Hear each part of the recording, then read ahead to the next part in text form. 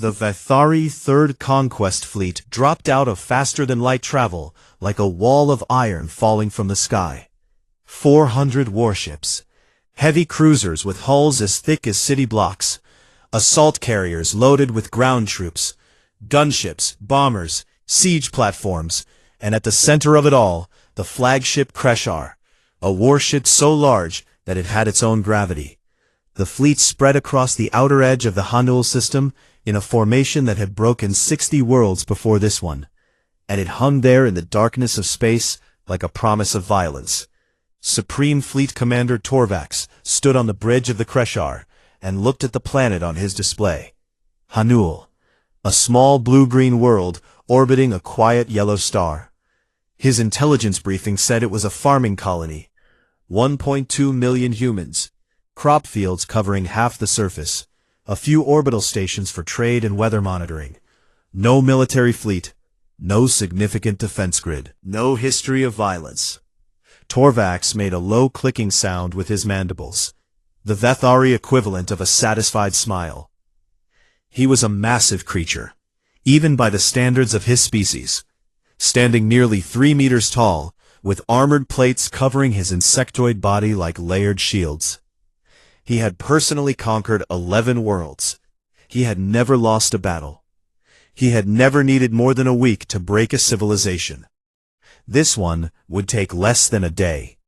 Begin approach, he said. Standard conquest formation. I want ground troops ready for deployment in 12 hours. His second-in-command, a younger officer named Drennick, stood at the tactical station and hesitated.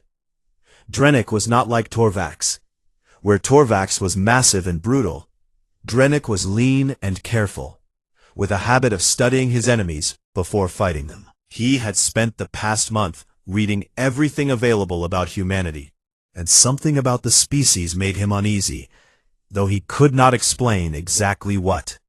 Supreme Commander, Drennick said, I recommend a full system scan before we advance. The humans have been spacefaring for over 2 centuries. Their military capabilities may be greater than our intelligence suggests. Torvax turned one of his compound eyes toward Drennick. They are farmers, Drennick. They grow food and sing songs and argue with each other over nothing. There is nothing to scan for. With respect, Supreme Commander, they also have a tradition of— I know about their warnings, Torvax interrupted. Every species in the galaxy knows about their little warnings. They send polite messages asking you to leave. It is the behavior of prey animals, trying to look larger than they are. He turned back to his display. Proceed with approach, but he kept his sensors running. 2 systems away, aboard the UENC flagship Dyongo, the alarms had already sounded. Baek Sumi was the first to identify the fleet. She was an intelligence analyst, a small woman with round glasses, and a habit of muttering to herself while she worked.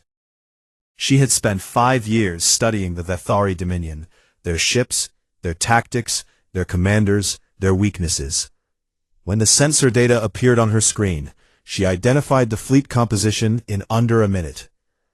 400 warships, she reported to Admiral Shin Dawen, who stood at the center of the bridge with his hands clasped behind his back. Full invasion force, siege capable, ground troops confirmed. It is the 3rd Conquest Fleet, Admiral. Torvax's fleet. Dawen read the report on his screen.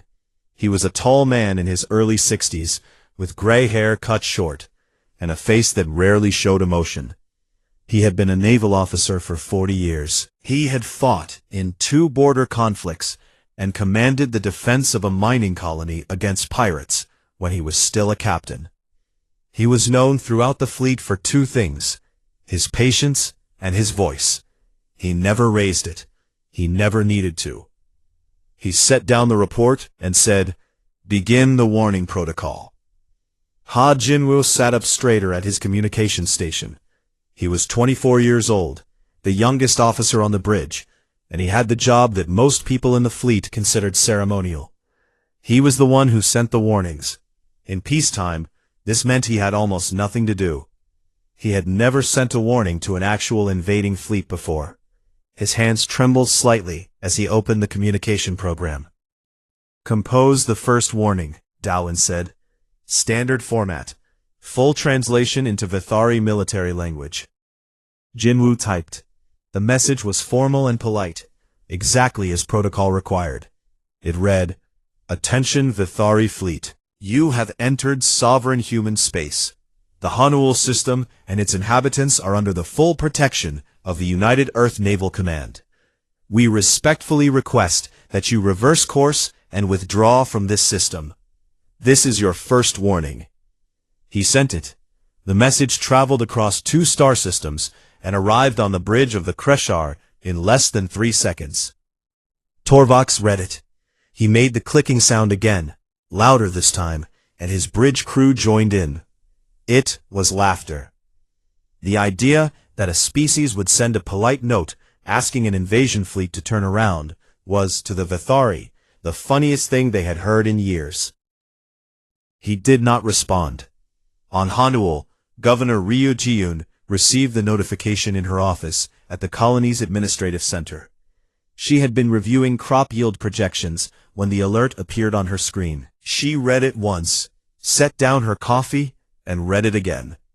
Ji-yoon was 51 years old, a former agricultural scientist who had helped design the colony's farming systems and had been elected governor because no one else wanted the job and because everyone trusted her to be honest.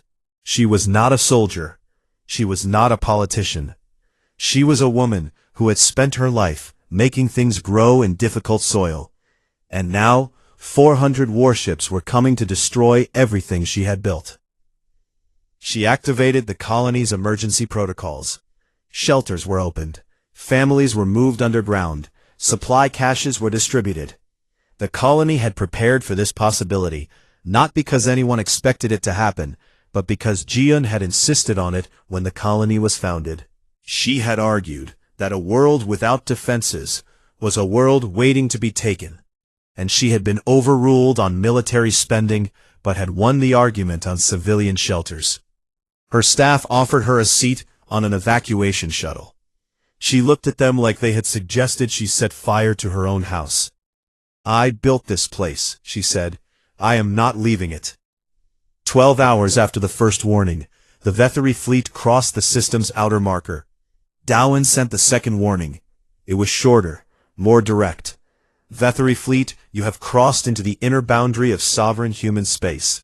You are approaching a populated civilian world. Withdraw now. This is your second warning." No response. On the Kreshar, Drennick read the message and approached Torvax again. "Supreme Commander, the second warning is more direct than the first. Human military doctrine suggests that each successive warning indicates an escalation in readiness. I recommend you return to your station," Torvax said. "And stop quoting human fairy tales at me." Drennick returned to his station. 6 hours later, with the Vithari fleet now close enough to Hanuul that the planet filled the view screens of the leading ships, Darwin sent the third and final warning. This one was different. It was not polite, it was not formal. Darwin wrote it himself, in plain language, and he recorded it in his own voice. "This is Admiral Shin Darwin of the United Earth Naval Command. This is our third and final warning. If you do not withdraw from this system within the next 6 hours, we will engage your fleet with full force. There will be no further communication. The outcome will be on your hands." A pause. Then, "We asked you to leave. Remember that." The 6-hour clock began.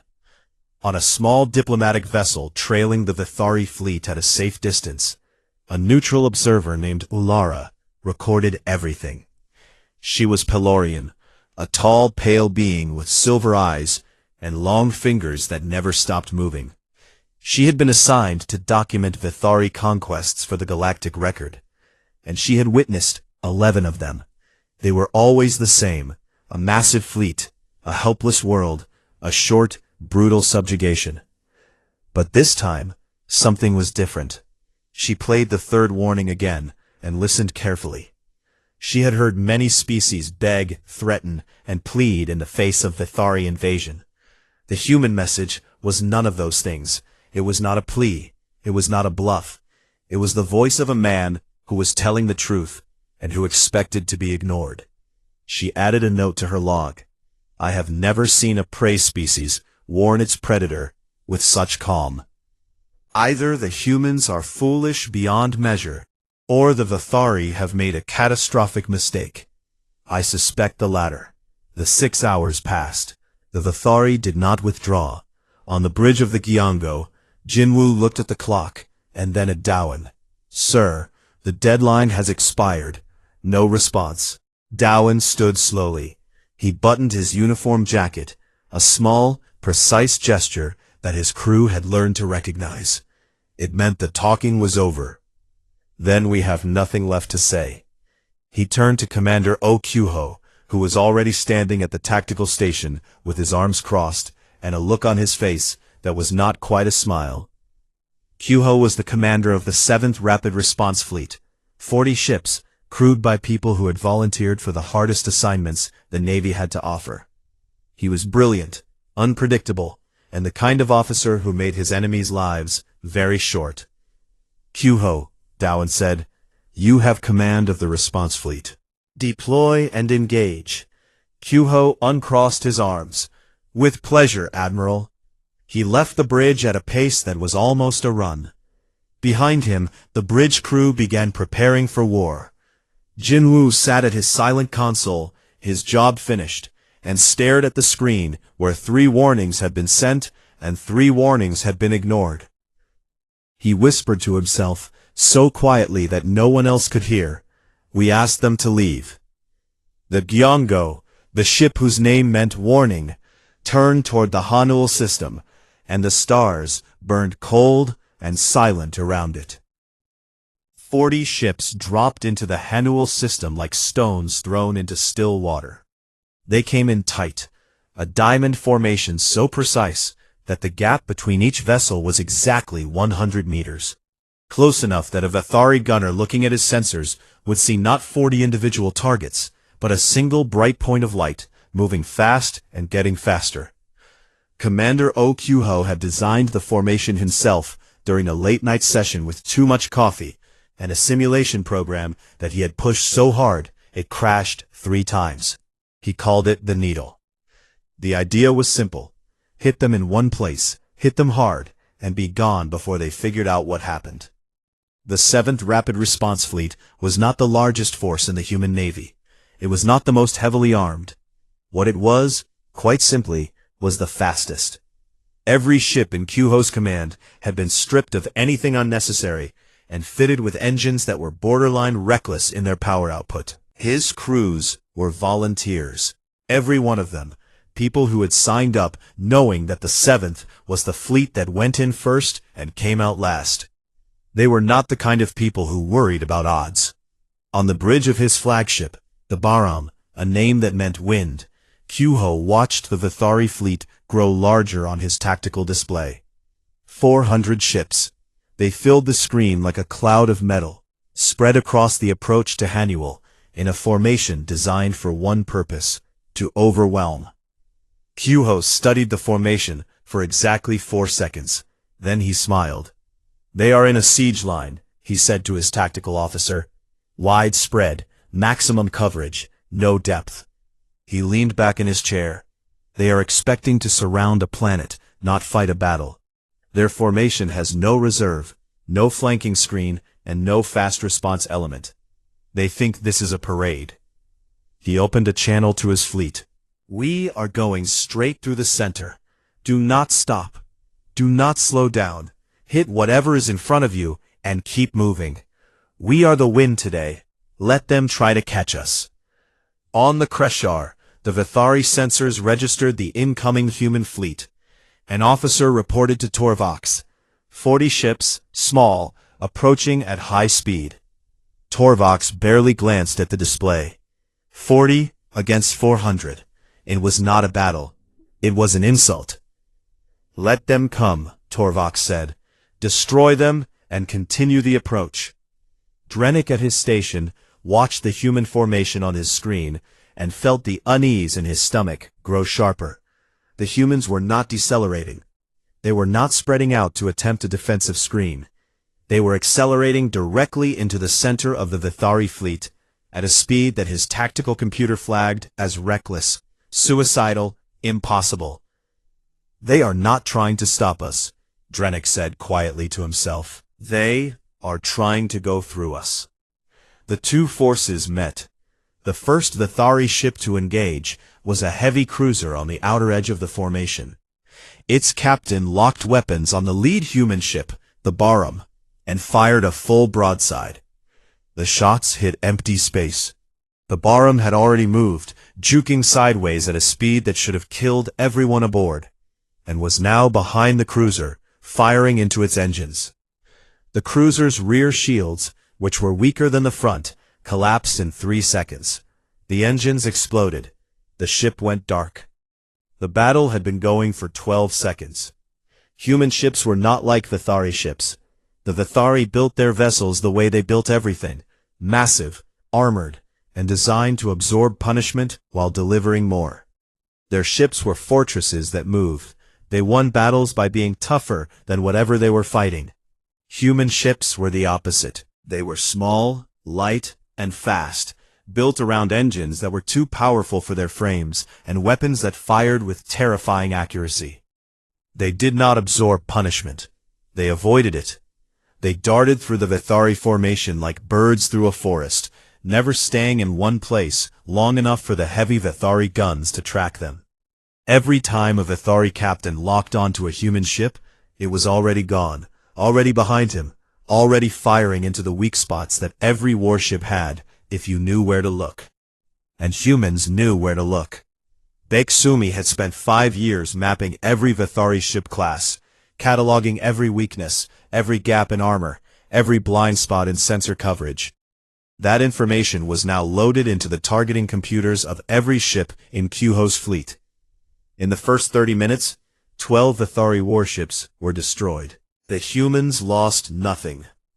Kyuho commanded from the Baram, with a calm that his crew found either reassuring or terrifying, depending on how well they knew him. He did not shout orders. He spoke them in a conversational tone, as if he were discussing the weather, and his crew responded with the precision of people who had trained together for years and could read each other's movements without words.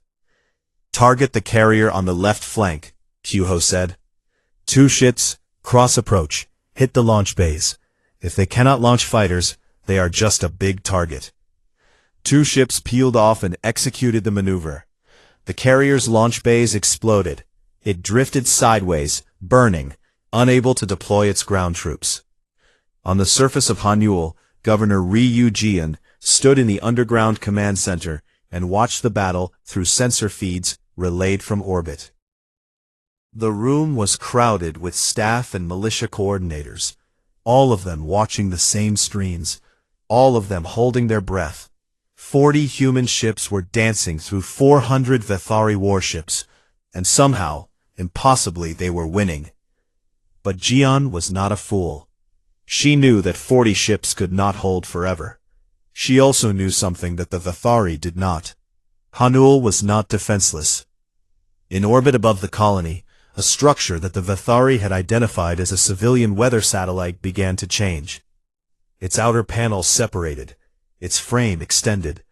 Weapon arrays unfolded from its core, like petals opening on a steel flower. The structure was called the Jangsung, named after the wooden guardian poles that stood at the entrances of Korean villages in ancient times. It was an orbital defense platform, and it had been hiding in plain sight for 7 years, disguised as civilian infrastructure, waiting for exactly this moment.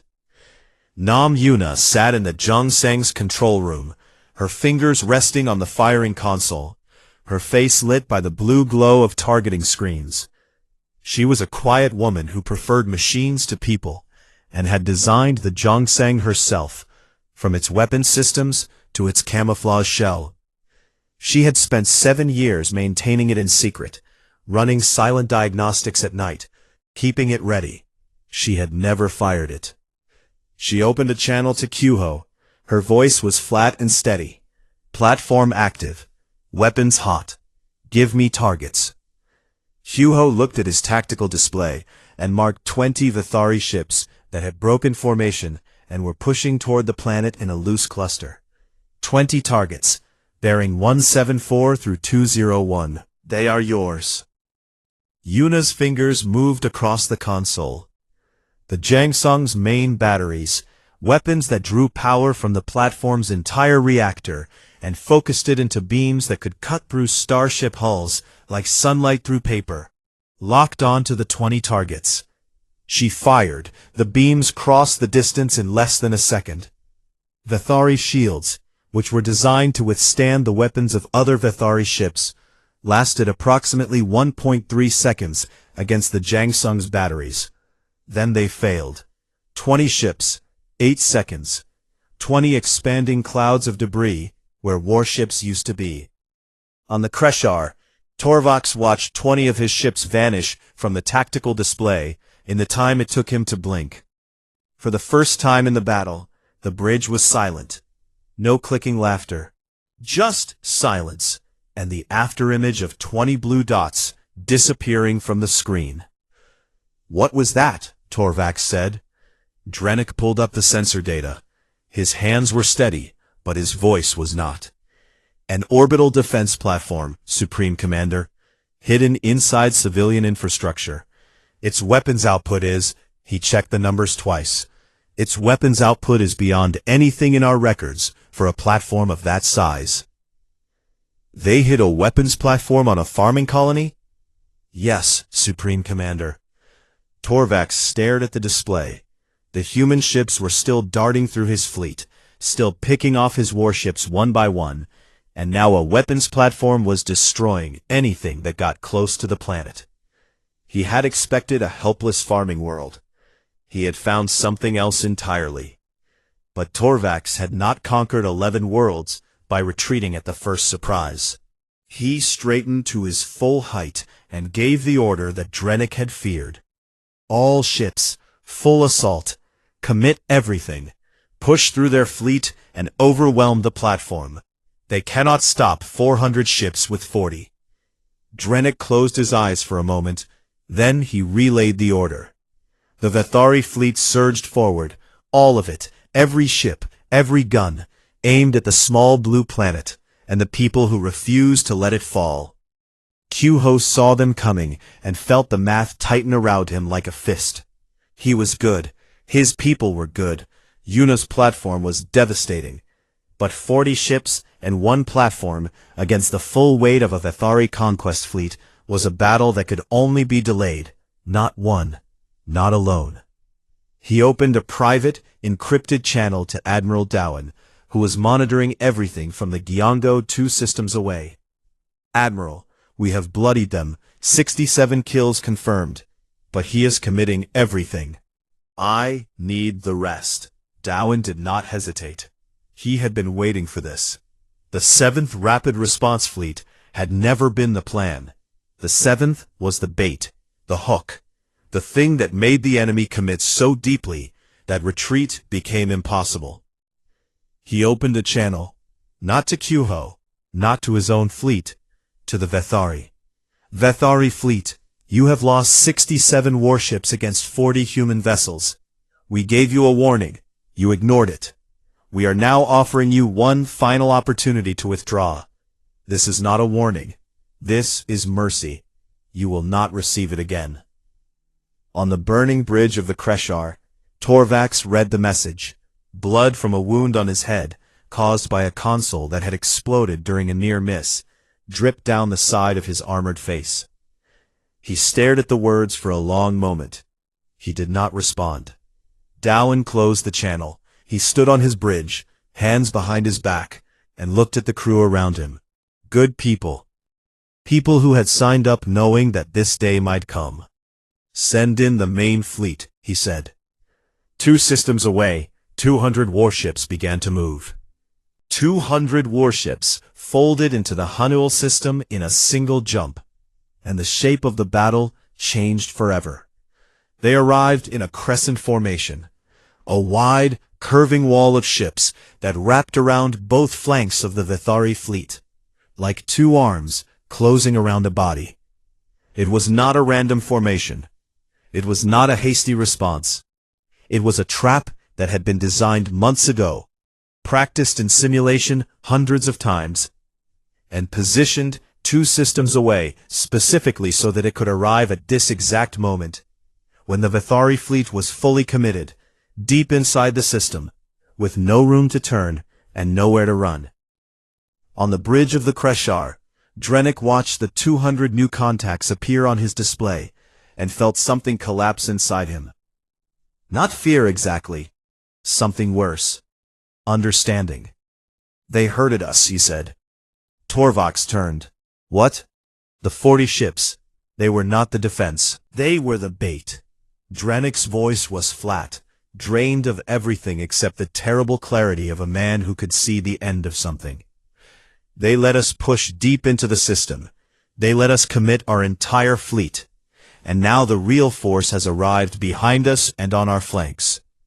We are surrounded, Supreme Commander. This was planned from the beginning."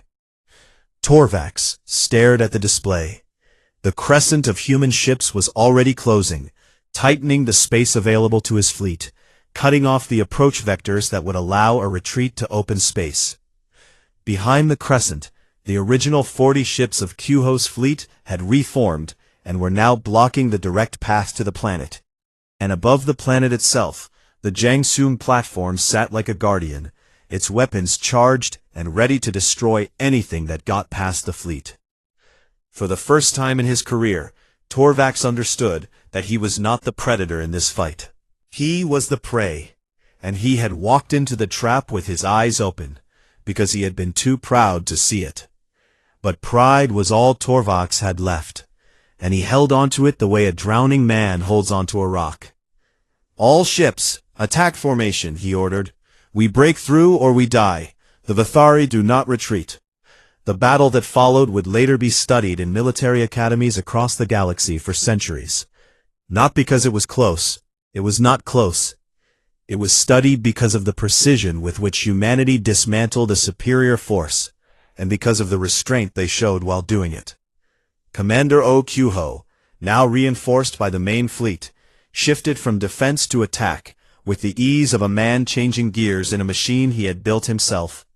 His 40 ships became the tip of a spear that drove into the center of the Vithari formation, splitting it into 3 isolated groups. The main fleet closed around each group like a fist, and began the systematic work of destroying every ship that was still fighting.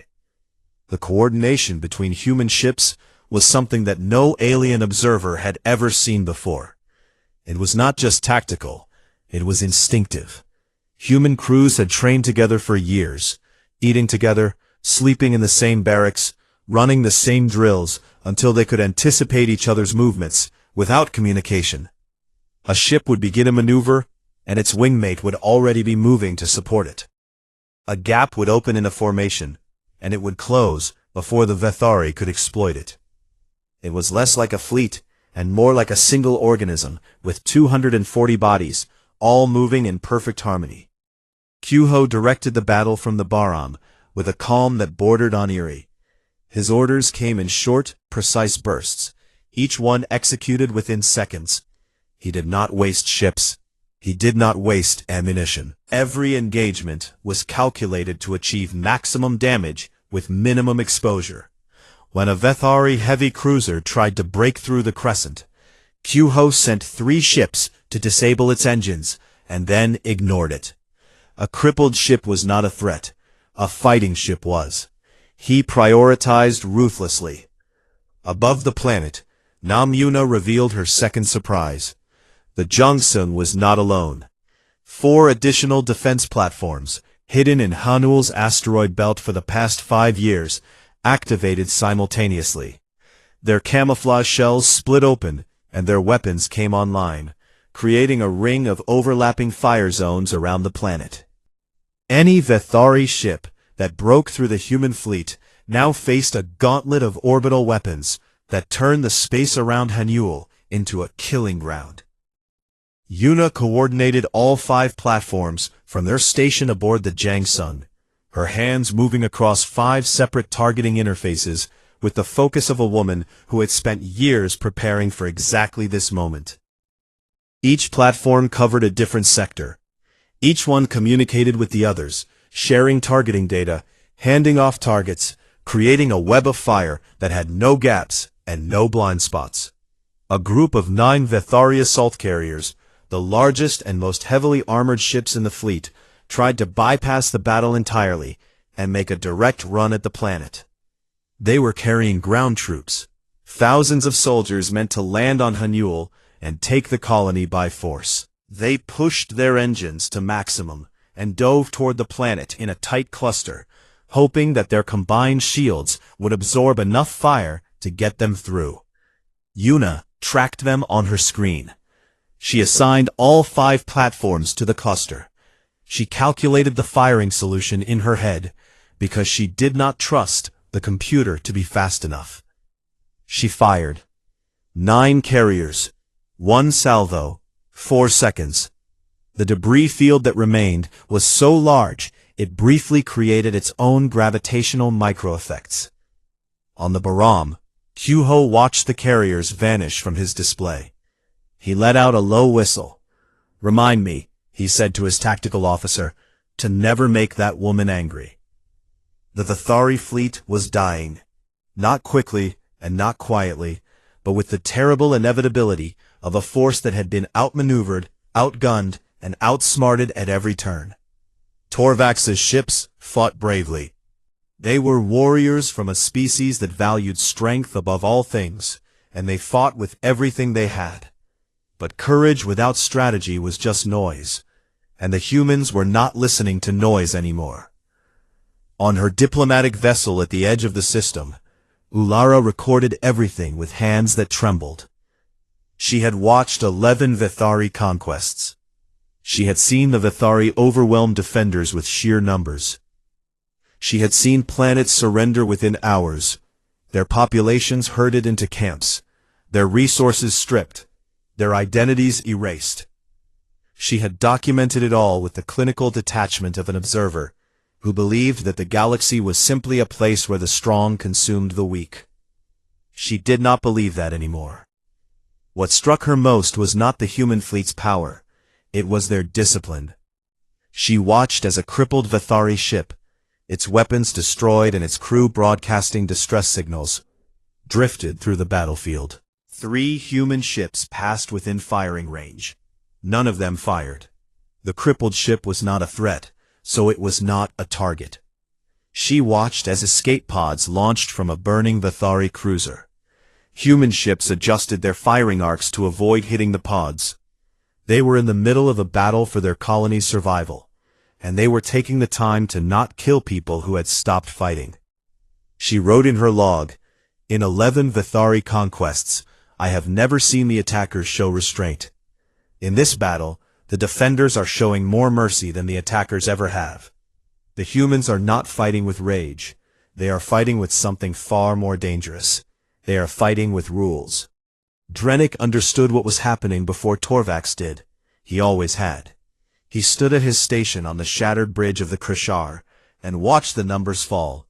350 ships gone. 320. 300. The Vethari were losing warships faster than his display could update. And the humans were not slowing down. He opened a private channel to Torvax, who was pacing the bridge like a caged animal, bleeding from 3 different wounds and refusing medical treatment. "Supreme Commander," Drennick said, "we have lost over 200 ships. The humans have offered withdrawal multiple times. I strongly advise that we accept before we lose everything." Torvax spun on him. "The Vethari do not retreat. If we do not retreat, Supreme Commander, there will be no Vethari left to say that." Torvax struck him, a backhand blow from an armored fist that sent Drennick sprawling across the deck. Drennick tasted blood. He looked up at Torvax and saw something he had never seen in the Supreme Commander's eyes before. Not anger, fear. Torvax was afraid, and because he was Vethari, Fear made him violent. "No retreat," Torvak said. "All ships, forward." 36 hours into the battle, the Vathari fleet had been reduced from 400 ships to 112. The humans had lost 22 ships. Admiral Dowan, watching from the Giongo with a face that showed nothing but the faintest trace of exhaustion, opened one more channel to the Vathari fleet. His voice was tired, not angry, not triumphant, just tired. The way a man gets tired when he has done everything he can to avoid something terrible, and the terrible thing has happened anyway. "You have 112 ships remaining," he said. "We have destroyed 288 of your warships. We can destroy the rest.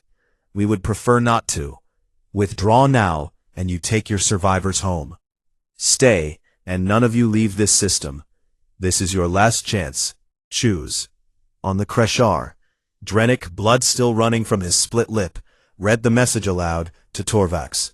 He stood in the center of his ruined bridge, surrounded by the bodies of officers who had died at their stations, and he listened to the human admiral offer him his life.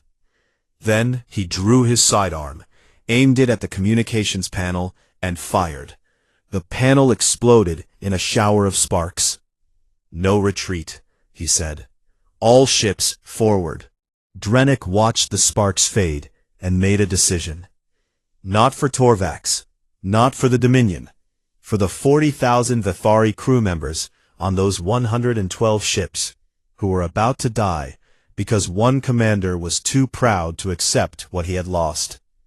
He said nothing, but he began, quietly, to compose a message of his own. The fleet woke up like ghosts rising from their graves. In the frozen darkness at the edge of the solar system, 200 asteroids cracked open, and 200 warships emerged into the void. They were black, sleek, and completely silent, running without transponders, without navigation beacons, without a single photon of wasted light. Against the darkness of deep space, they were invisible. Against the cold of the Kuiper Belt, they were indistinguishable from the ice and rock around them. They had been sleeping here for years, waiting inside their stone shells like seeds waiting for spring. Bei Jinu stood in the engineering bay of the ESS Silent Drum and watched his children come to life. That was how he thought of them. He had designed every hull, every engine, every weapon system. He had spent 8 years in the asteroid fields, breathing recycled air and eating terrible food, building the fleet that no one in the galaxy knew existed. He was exhausted in a way that went deeper than bones. But as the 200 signals appeared on his screen, each one green, each one alive, each one ready, he felt something close to peace. "All ships reporting operational," he said into his communicator. "Fleet is awake." On the bridge of the Silent Drum, Quan Suha took the command chair. The bridge was not like the bridges of alien warships, which tended to be vast, ornate, and designed to impress. The Silent Drum's bridge was small, efficient, and built for one purpose. Every surface was matte black. Every screen showed tactical data. There were no windows, because windows were a weakness. Suha saw the universe through sensors and numbers, and that was exactly how she preferred it. She opened a fleet-wide channel, audio only, no video. Even now, in the moment before everything changed, the tradition of silence held. "All ships, this is Suha." Her voice was steady and low. "You know what they took from us. You know why we're here. Today we take it back. No mercy for the guilty, no harm to the innocent. Execute your mission, and make me proud." 200 ships acknowledged. 200 crews, each one a volunteer, each one carrying the memory of 20 million dead, prepared for war. "Void step in 60 seconds, Suha said. "All ships, fold on my mark." Bei Jinu's greatest achievement was not the ships themselves, it was what they could do. The Galactic Concorde's fastest vessels used subspace drives that could cross a star system in a matter of minutes. Human ships could do it in 3 seconds. Jinu called the technology Void Step. It worked by folding space, pinching two distant points together, and sliding a ship through the crease like a needle through fabric. The Concorde scientists had theorized about spatial folding for centuries, and concluded it was impossible. Jinnu had built it in a cave, with stolen alien wreckage and human stubbornness, because he was an engineer, and engineers did not care about what was theoretically impossible. They only cared about what worked. "Mark," Suha said. The fleet folded. 200 ships vanished from the Kuiper Belt and appeared, 3 seconds later, in orbit around the Drakari military station 600 light-years from Earth. The station's sensors did not even have time to register the anomaly. One moment, the space around the station was empty. The next, it was filled with black warships that had materialized like shadows given form. The station's commander, a veteran Drakari officer who had served for 40 years, saw the fleet appear on his tactical display and experienced something he had never felt before in his life: pure, paralyzing terror. The battle lasted 90 seconds. Human weapons were not elegant, they were not graceful. They were the weapons of a species that had spent its entire history at war with itself, and had therefore become very, very good at destruction. The station's shields collapsed in 12 seconds. Its weapons were disabled in 30. Its hull was breached in 60. By 90 seconds, the station was an expanding cloud of debris, glittering in the light of a distant star. No civilian structures were hit. No nearby ships were targeted. The strike was surgical, precise, and absolute. Over the next 3 days, the fleet moved through Drakari space like a knife through water. 14 targets, 14 military installations, each one directly connected to the planning or execution of the first incursion. The fleet would appear, strike, and vanish before any response could be organized. By the time Drakari reinforcements arrived at one target, the humans were already destroying the next. Suha commanded the operation from the silent drum with a focus that bordered on mechanical. She did not shout. She did not celebrate. She gave orders in the same quiet, measured tone she used for everything, and her crew followed them with the precision of people who had trained for this moment every day for years. At the fourth target, a Drakari station commander surrendered the moment the human fleet appeared. He opened every channel and begged for mercy. Suha checked his name against the incursion roster, the list of 47 names that humanity had compiled over 12 years of intelligence work. He was not on it. "Surrender accepted," Suha said. "Evacuate all personnel. You have 10 minutes." The station was emptied, and then destroyed. Every piece of military hardware was reduced to atoms. The people were untouched. At the 9th target, another commander tried to surrender. Suha checked his name. He was on the list. He had personally authorized the orbital bombardment of a human colony called New Busan, killing 600,000 people, most of them in the first 30 seconds. "Surrender was available 12 years ago," Suha told him. "When our people begged for their lives, your ships kept firing. Your window has closed." The station was destroyed with everyone aboard. Across the galaxy, the Concorde watched it happen, not through human broadcasts, because Earth was still silent, but through their own sensor networks and intelligence channels. They saw the impossible speed of the human fleet. They saw the precision of the strikes. They saw the terrifying 3-second fold that allowed human ships to appear anywhere, at any time, without warning. Valith called for a unified military response. Her message went out to every Concorde member species, demanding a combined fleet to stop humanity's aggression. The response was silence. No one answered. Half the member species were secretly relieved that the Drakari were being punished for the incursion. The other half were terrified that their own secrets, the ones humanity had already revealed in the whisper, would be used against them next. Uis, watching from her station, broadcast an open analysis to anyone who would listen. "Human military doctrine," she said, her voice calm despite the tremor in her legs. has always been built on one principle: disproportionate, decisive response. They do not match force with force. They do not seek balance. They answer a slap with total destruction of the hand that slapped them. This is not rage. This is not emotion. This is calculated doctrine built on thousands of years of warfare experience. And it is already over. Anything we do now will only make things worse. No one argued with her this time. On the 14th day, the fleet reached the final target, Drakari High Command, a massive fortress station in the heart of the Drakari home system, bristling with weapons, surrounded by defense platforms, and carrying the most powerful shields in Drakari space. It was where the incursion had been planned. It was where the order to burn human colonies had been signed. It was the source. Suha's fleet surrounded it. 200 ships, arranged in a perfect sphere, their weapons charged and ready.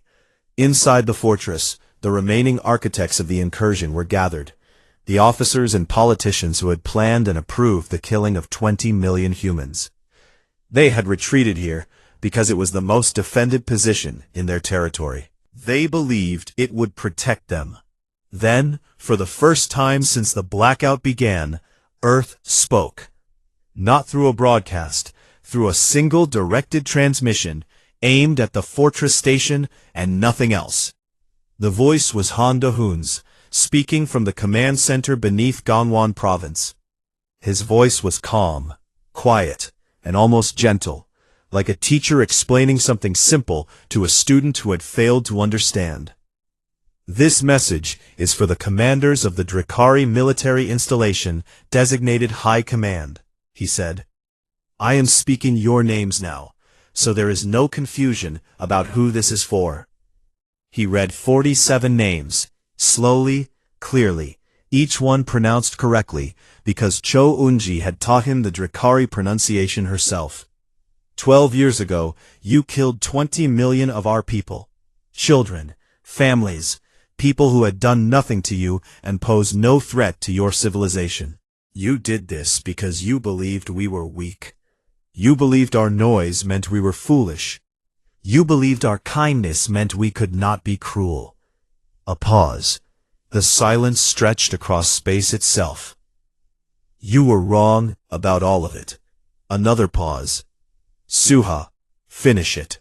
Kwan Suha stood on the bridge of the silent drum, looking at the tactical display showing the fortress station. She thought about her mother. She thought about her brother. She thought about her two nephews, who had been 7 and 9 years old when the sky above their colony turned to fire. All ships, she said. Fire. 200 ships fired simultaneously. The fortress station's shields held for 4 seconds, which was 3 seconds longer than anything else the fleet had encountered. Then, they collapsed. The station was consumed in a storm of energy, so intense that it briefly outshone the system's sun. When the light faded, there was nothing left. Not wreckage. Not atoms. The space where the fortress had been was simply empty. Suha stood on the bridge and stared at the empty space. Behind her, the crew was silent. No one cheered. No one celebrated. The weight of what they had done, what they had needed to do, hung over them like a second gravity. Bei Jinu appeared at the bridge door. He looked at Suha with tired eyes. Do you feel better? He asked. Suha shook her head slowly. No, but I feel finished, and that's enough. She turned back to the tactical display and opened a channel to the fleet. All ships, operation complete, set course for home. 200 ships folded space and vanished. The Drakari home system was left in silence, the same kind of silence that Earth had imposed on the galaxy 2 weeks ago. But this silence was different. This was not the silence of patience. This was the silence of aftermath. The silence of a lesson taught so thoroughly that it would never need to be repeated. Or so humanity hoped. The 28 Vethari ships that had surrendered were escorted to a human station at the edge of the Hanul system by a group of 6 human warships that kept a respectful distance, and did not point their weapons at anything. 42,000 Vethari crew members stepped off their ships, expecting to die. That was what happened to prisoners in the Dominion. If you were captured, you were executed, because a warrior who allowed themselves to be taken alive had already proven they were not worth keeping. It was simple. It was brutal. It was the only system the Vethari had ever known. What happened instead confused them so completely that many of them simply stood in the station's receiving area and did not move for several minutes. Human medical teams came aboard. They treated wounds. They set broken limbs. They bandaged cuts and administered painkillers, and moved the critically injured to surgical bays, where human doctors worked for hours to save the lives of the same species that had tried to destroy their colony. No one asked the Vethari for information. No one threatened them. No one raised a voice. They were given food, clean water, sleeping quarters with actual beds, not cells, not cages. The quarters had doors that could be opened from the inside. There were no locks. Drennick, as the highest-ranking surviving Vethari officer, was given a private room with a window that looked out into space. A human doctor, a young woman with steady hands and a kind face, cleaned the wound on his lip where Torvax had struck him, applied a bandage, and brought him a glass of water without being asked. He sat on the edge of his bed and held the glass with both hands, and tried to understand what kind of species destroys your fleet, and then gives you water.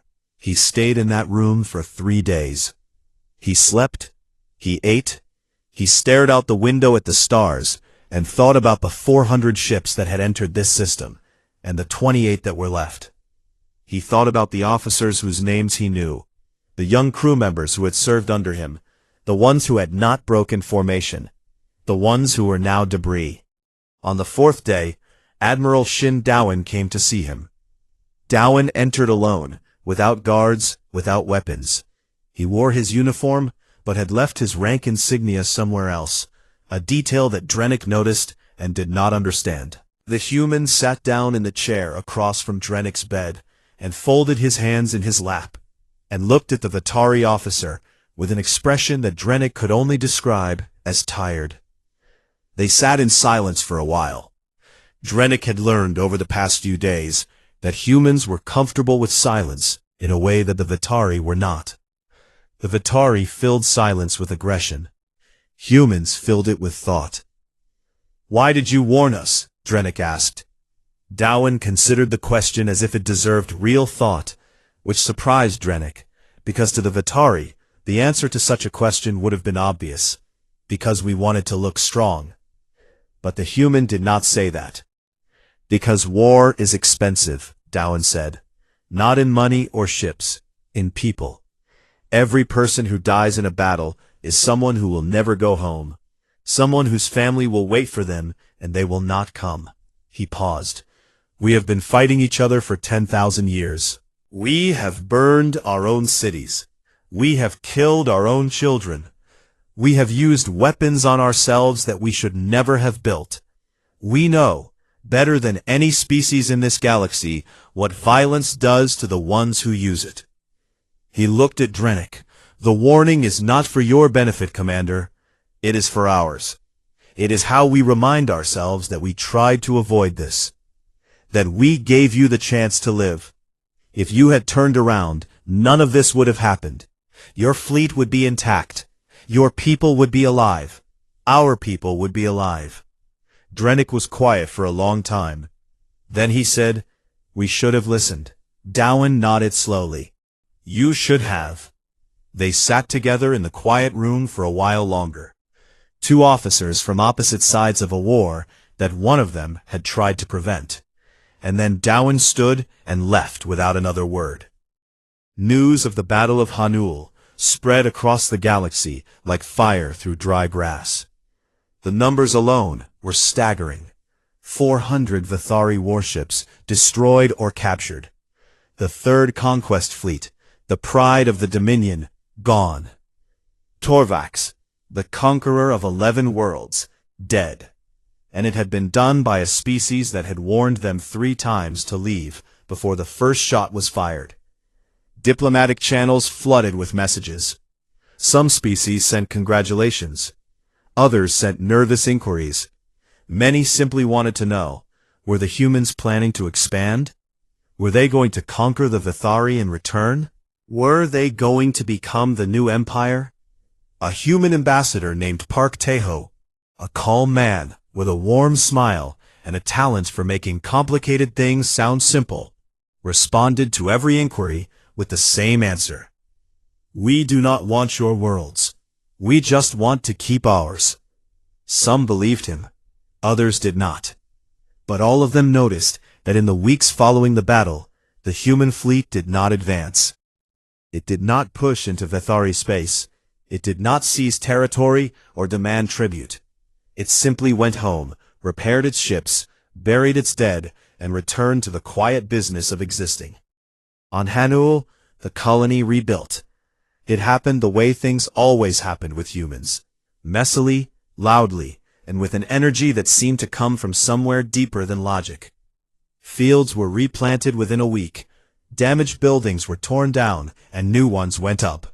The underground shelters were reinforced and expanded, not because anyone expected another attack, but because Jiun had looked at the old designs and decided they were not good enough.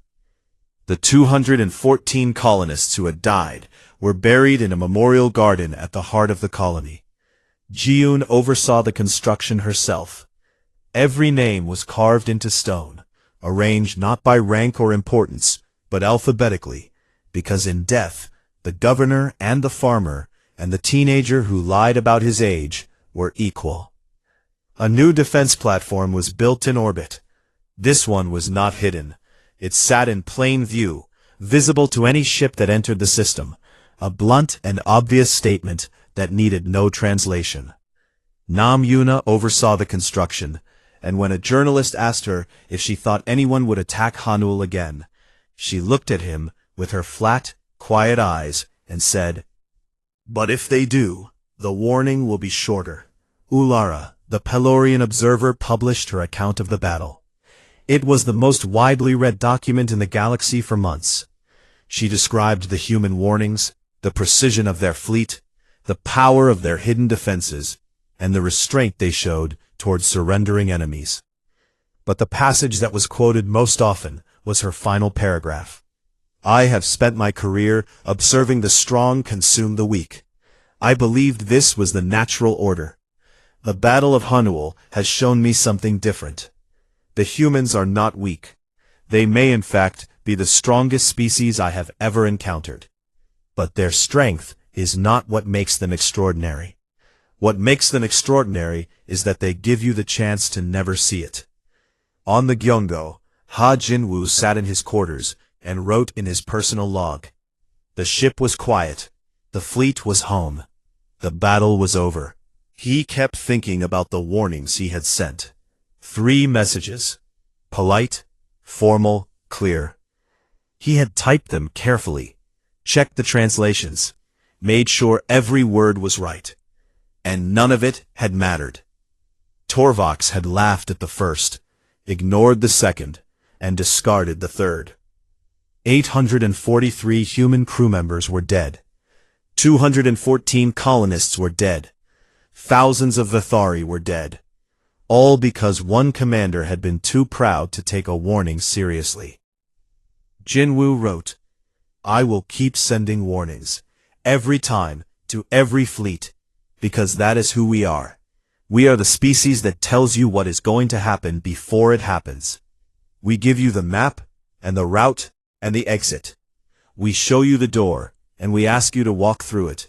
And if you do not walk through it, then what happens next is not our choice. It is yours. But we will always ask first. Always." He closed his log and stared out the window at the stars. Months passed. The galaxy settled into a new rhythm, one in which humanity occupied a different place than it had before. Not an empire, not a conqueror, something stranger, and to many species, more frightening. A civilization that was perfectly content to be left alone, and perfectly capable of destroying you if you did not leave it alone. Then, on an ordinary Tuesday, a new fleet entered human space. 60 ships. The Chrothon hegemony. A mid-sized military power that had been watching the Vethari situation and had decided, for reasons that made sense only to the Chrothon, that the humans were overrated. That the Battle of Hanol had been a fluke. That the Vethari had simply been unlucky. That a smaller, smarter force could succeed where Torvax had failed. They entered the system near a human mining colony on the border of known space. On the bridge of the Gyeongo, the sensors chimed. Bakesumi looked at her screen, identified the fleet, and reported to Admiral Dowen. He read the report with the expression of a man who has seen this before and expects to see it again. He looked at Jinwoo and nodded. Jinwoo sat at his console, his hands were steady. He opened the communications program and began to type. The message was polite. It was formal. It was very clear. Attention Chrothon fleet, you have entered sovereign human space, ... He sent it. On the other end, aboard the Chrothon command ship, Fleet Commander Theska read the message. She was a practical woman by the standards of her species, ambitious, but not stupid. She had read Ulara's account of the Battle of Hanul. She had reviewed the tactical data. She had studied the numbers.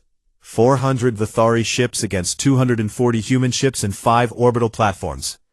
400 reduced to 0. She had listened to the recording of Dowen's final offer to Torvax, and the silence that followed it. She read the warning again. She read it a third time. Then she turned to her navigation officer and said, "Reverse course. All ships, now." The Chrothon fleet turned. 60 ships in perfect formation, swinging around and heading back the way they had come, their engines carrying them out of human space and into the safety of their own territory. On the bridge of the Gyeongo, Jinwoo watched the 60 contacts on his display slow, stop, and begin moving away. One by one, they crossed back over the boundary of human space and disappeared from his sensors. His hands, which had been perfectly steady while he typed the warning, trembled now. Admiral Dowen walked over and put a hand on the young man's shoulder. The bridge was quiet. The stars outside were quiet. Everything was quiet. The good kind of quiet. The kind that meant no one was going to die today. That, Dowen said softly, is what a good warning looks like. Jinwoo nodded. He did not trust his voice. The Gyeongo, the ship named Warning, drifted on through the stars, patient and steady and always ready, carrying a crew that hoped every warning they sent would be the one that worked, and knowing, with the quiet certainty of a species that had learned the hard way, that some of them would not. But they would always send them. Every time, every fleet, every chance, because that was who they were.